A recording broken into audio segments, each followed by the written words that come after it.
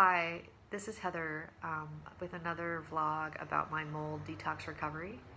Um, I wasn't going to post until I moved, but there are two things that sort of emerged that felt like they were worth marking. The first is I have two cats, and my one cat died suddenly, I would say, um, last week, and it has really shifted my perspective on my stuff and whether I value the stuff that I have. I came home and I looked at all my boxes and I was just like, I don't need any of this. The thing you need in your home is love, and Albert was my companion for the past 16 years and was really by my side, especially when I was having longer bouts of illness. And he was my guy. And,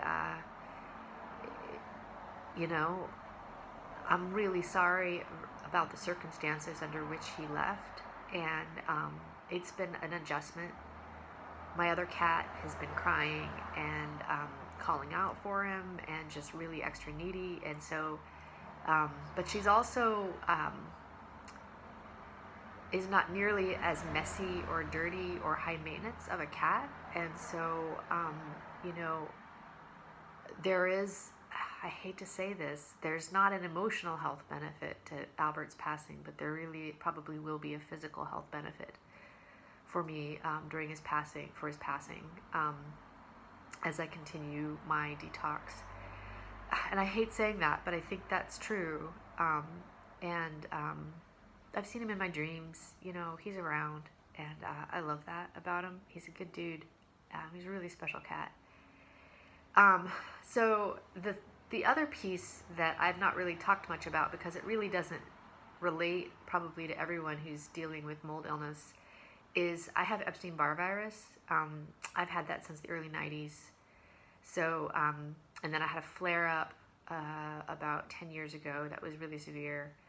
10 years ago, 10 or 11 years ago, and had not factored in just how much I need to be considering this sort of very sneaky virus in my daily life, and recognizing there's mold, but there's also this other piece that is going to require some learning.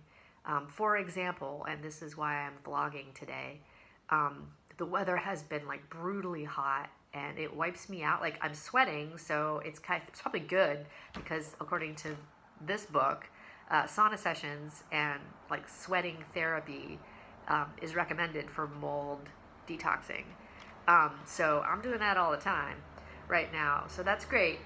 But it also wipes me out, and I'm starting to learn a little bit more about how people with Epstein-Barr need to be active, and it seems to be that short bursts of exertion followed by 100% recovery of your heart rate is the way to go.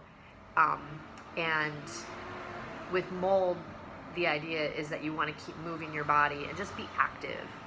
And it doesn't have to be a lot. You can be sweeping the floor. So I am considering the packing and the moving mold busting activity, but I started looking at my calendar and I was like, crap, if I have to move everything on the last day of this month and deep clean this apartment. I'm 3 stories up, there's no elevator, and I'm going to a two-story apartment which has stairs, like at least a full flight of stairs leading up to the front door. It's Pittsburgh, right? That's gonna flatten me. So what I decided to do is get a storage unit. So these are the things that you have to weigh out when you're doing stuff. It's like, what are my resources?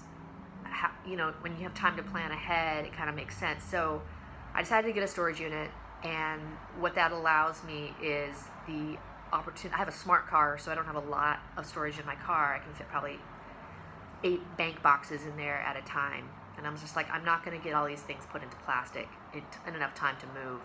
So I'm going to move them into storage. And it works because I can do one move of 7 boxes every day from now to the end of the month.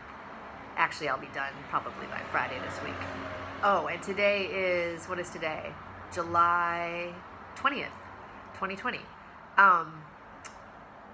Yeah, so that was my solution. I'm really happy with it. It took me a long time to get there, and I think that's another one of the sort of symptoms of mold sickness is that kind of like mental anxiety and overwhelm that you get of trying to sort of like think through something and get a good solution. But I think I came up with the best solution possible given the situation. And then once I'm settled, I'll continue to convert all of my storage into plastic bins so they don't cross-contaminate, and then move them, some of them into my apartment, into the closets there, just in case I need things, or just start getting rid of things. I've already been getting rid of things. So this is a long vlog for something that seems like such a minor detail, but I think that's what this process is. It's like there's this day-to-day-ness of making decisions and doing the best you can with the circumstances that you have, and still believing that you're going to get there eventually. And the Epstein-Barr virus, I don't ever get there. So that's going to be a lifelong adaptation. But with the mold detox, you know, I will get there, and I will get there. You know, I'm going to do the best I can to get there, and I will get there. Wherever there is for me is I'm getting there.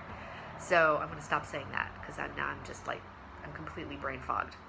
Okay, that's my vlog for the day, and hopefully the next one will be me setting up my new space, and I don't know.